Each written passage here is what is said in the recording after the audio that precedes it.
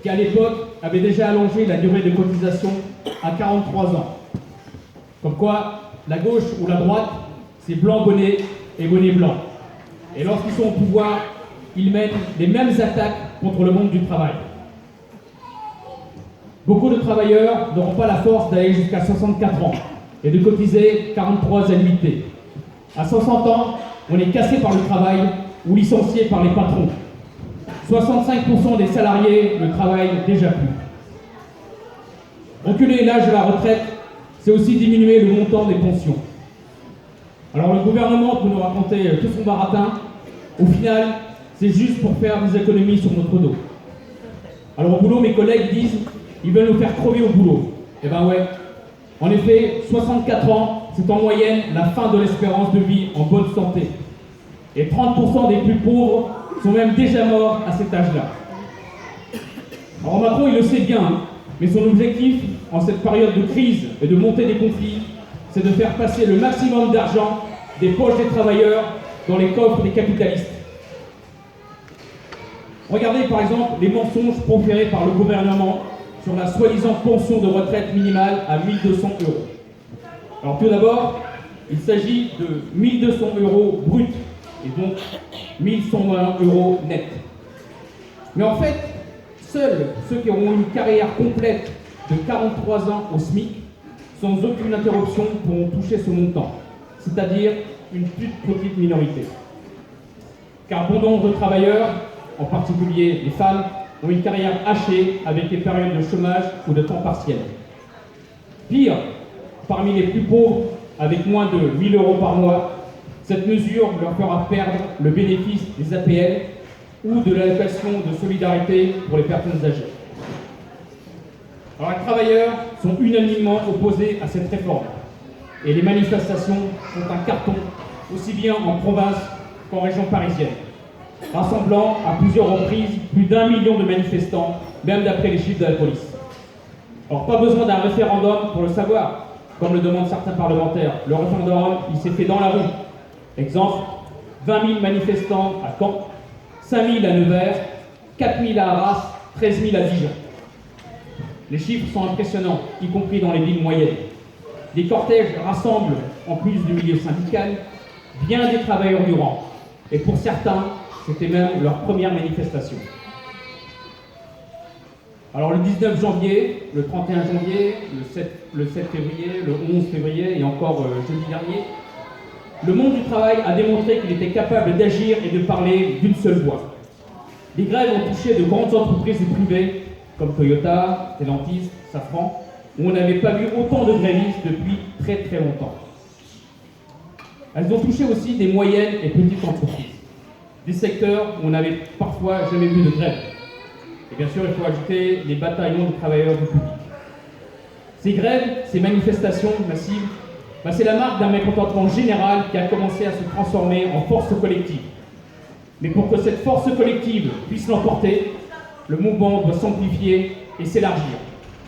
Alors partout où nous sommes, auprès de nos collègues, de nos amis, de nos voisins, de nos familles, nous devons militer pour convaincre les hésitants, les attentistes de rejoindre le mouvement.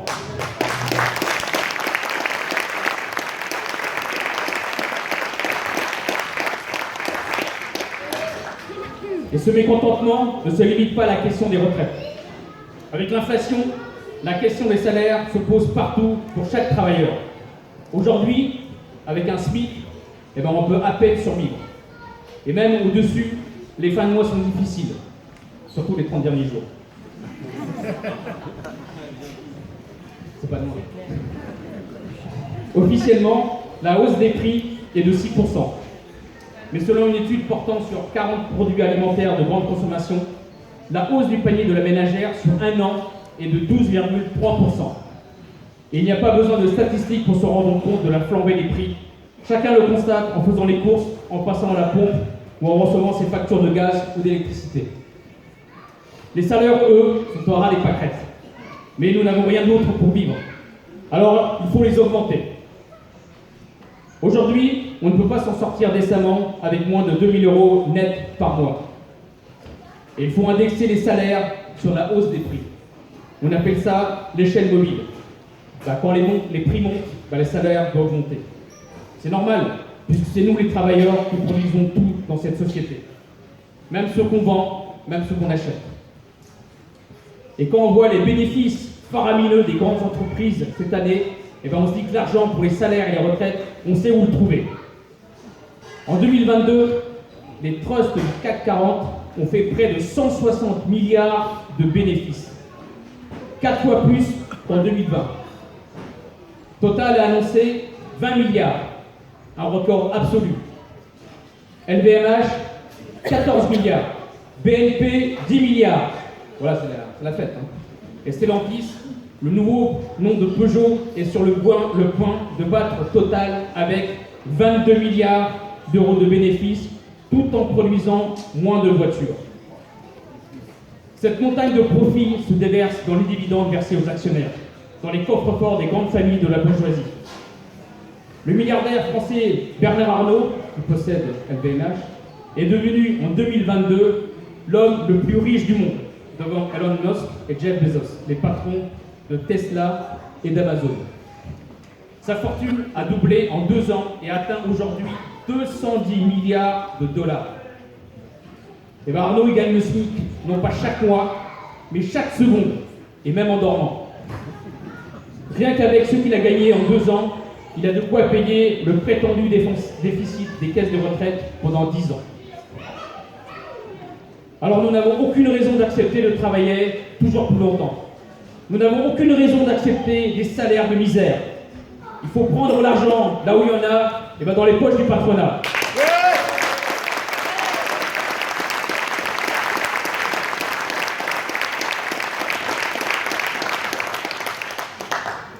Et bien sûr, cet argent, il faudra aller le chercher par une lutte farouche. Les augmentations de salaire, les chaînes mobiles, il faudra l'imposer au patronat et au gouvernement. Mais nous, les travailleurs, nous avons la force. L'année dernière, dans plusieurs secteurs, dans plusieurs entreprises, comme Carrefour, Dassault, Stellantis, dans les raffineries, il y a eu des grèves pour les salaires. C'est un début. Mais pour faire plier le patronat et le gouvernement, il faut un mai 68 ou un juin 36. Le combat contre cette réforme des retraites en est peut-être le commencement. Il a déjà unifié le monde du travail. Il est impossible de trouver un défenseur de cette réforme dans le monde ouvrier. Mais cette lutte peut aussi unifier les salariés dans leur combat contre le grand patronat à une toute autre échelle que celle de l'opinion. Les millions de travailleurs qui ont manifesté ces dernières semaines ont mesuré la force collective qu'ils représentent par leur nombre. Mais la puissance de la classe ouvrière, ce n'est pas seulement son importance numérique, c'est aussi et surtout sa place dans l'économie. Tout repose sur nous, les travailleurs. Nous sommes indispensables au fonctionnement de la société et nous créons toutes les richesses et tous les profits. Alors la hantise de Macron et du MEDEF, c'est que des grèves démarrent dans un secteur et se propagent à d'autres secteurs, en particulier dans le secteur du privé. Qu'elles paralysent progressivement l'économie et ferment le robinet à profit de la bourgeoisie. Quand en 1936, la grève s'est répandue et transformée en grève générale, la panique a été totale du côté de la bourgeoisie. Alors je voudrais citer le témoignage de Léon Blum, qui était le Premier ministre quand la vague de grève a démarré. Il disait, 4 ans plus tard, je le cite, « Rappelez-vous que les 4 et 5 juin, il y avait 1 million de grévistes. Rappelez-vous que toutes les usines de la région parisienne étaient occupées. Rappelez-vous que le mouvement gagnait d'heure en heure et de proche en proche dans la France entière. La panique, la terreur étaient générales. Je n'étais pas sans rapport moi-même avec les représentants du grand patronat et je me souviens de ce qu'était leur état d'esprit à cette époque. Je me souviens de ce qu'on me disait ou me faisait dire par des amis communs. Alors quoi? C'est la révolution? Alors quoi? Qu'est-ce qu'on va nous prendre? Qu'est-ce qu'on va nous laisser? Fin de citation. Et c'est là que le grand patronat, en panique, qui a exigé du gouvernement du Front populaire d'accorder la semaine de 40 heures et les congés payés pour tenter de stopper la grève générale. Et bien si demain une grève se généralise et entraîne des millions de travailleurs, et bien on verra la même panique du côté des Bolloré des Arnaud, des Pinot et des Peugeot.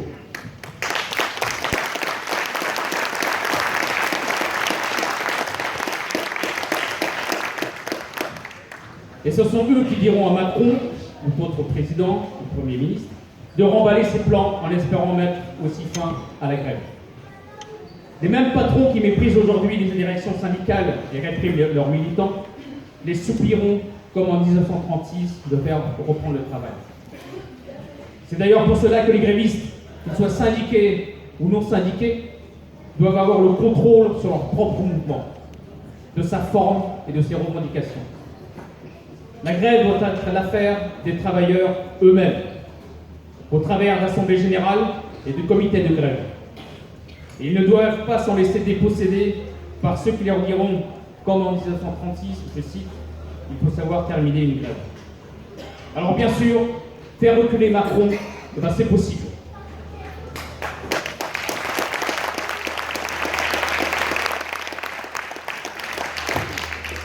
Mais le match ne se joue pas au Parlement, contrairement à ce que le gouvernement voudrait nous faire croire. Il se joue et se jouera dans les semaines ou les mois à venir, dans les ateliers, dans les usines, dans les bureaux, sur les chantiers, dans les discussions entre collègues, dans les assemblées générales et dans les manifestations. Face à une attaque générale contre le monde du travail, aucune grève par procuration, c'est-à-dire menée par une fraction seulement des travailleurs, que ce soit des cheminots ou des raffineurs, ne peut être victorieuse, même en étant soutenue par l'immense majorité de la population. Le match ne se jouera pas non plus dans les tribunes. Il faut au contraire que le maximum de travailleurs envahissent eux-mêmes le terrain de la lutte par la grève et les manifestations. Et alors, tout sera possible et ils pourront passer de la défensive à l'offensive. Et les mesures qui semblent aujourd'hui utopiques pourront devenir réalité, comme l'indexation des salaires et des pensions sur les prix, comme la répartition du travail entre tous, comme le contrôle des travailleurs sur l'économie. Alors oui, mes camarades, il sera possible de briser la dictature des capitalistes sur la société.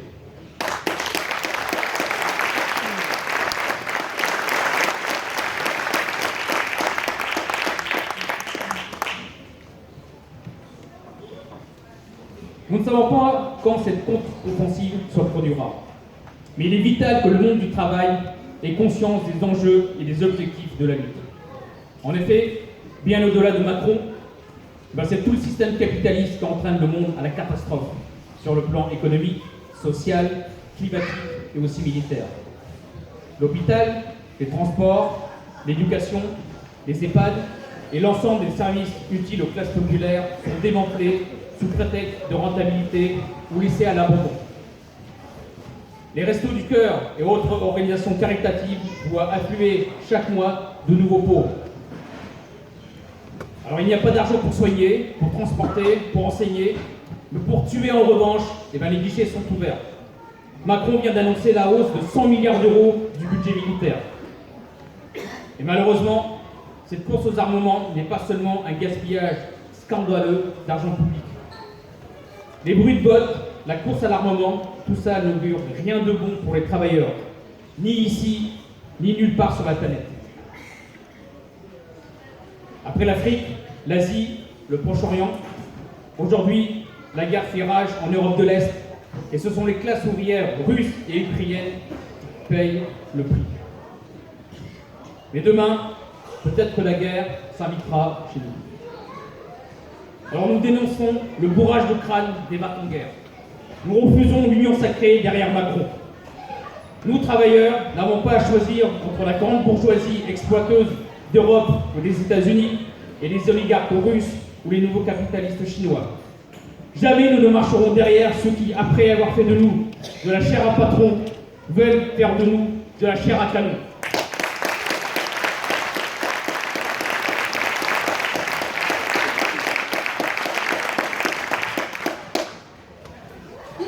Nos adversaires ne sont pas et ne seront jamais les travailleurs d'autres pays. Nos adversaires, ce sont les capitalistes, à commencer par ceux d'ici qui profitent déjà de la guerre en Ukraine pour augmenter leurs prix et leurs profits. Anatole France disait à propos de la guerre de 14-18, je cite, « On croit mourir pour la patrie, on meurt pour les banquiers et les industriels. Et bien cette citation est toujours d'actualité. Les travailleurs ukrainiens meurent pour les intérêts de leurs oligarques et des capitalistes occidentaux, tandis que les soldats russes meurent pour les profits de leurs oligarques russes.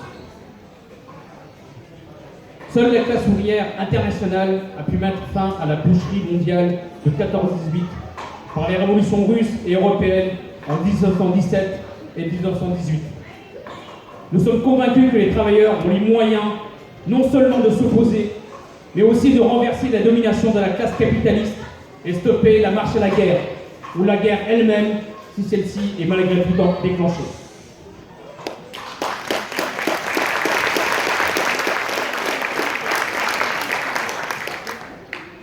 Nous ne savons pas par quelle voie, ni dans quel délai, la classe ouvrière va entrer en lutte. Il faut souhaiter que la lutte actuelle contre la réforme des retraites serve de détonateur. Mais nous savons que la riposte éclatera tôt ou tard.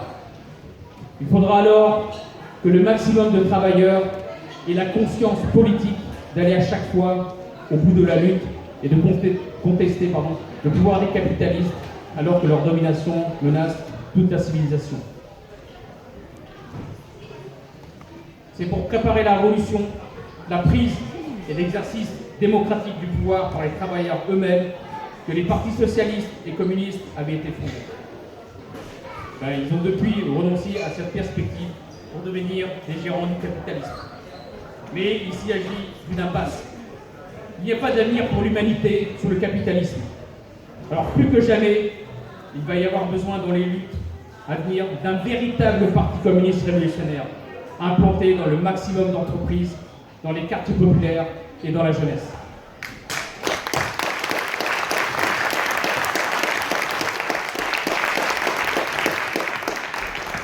Alors mes chers camarades, vive la lutte, vive la classe ouvrière et vive le communisme.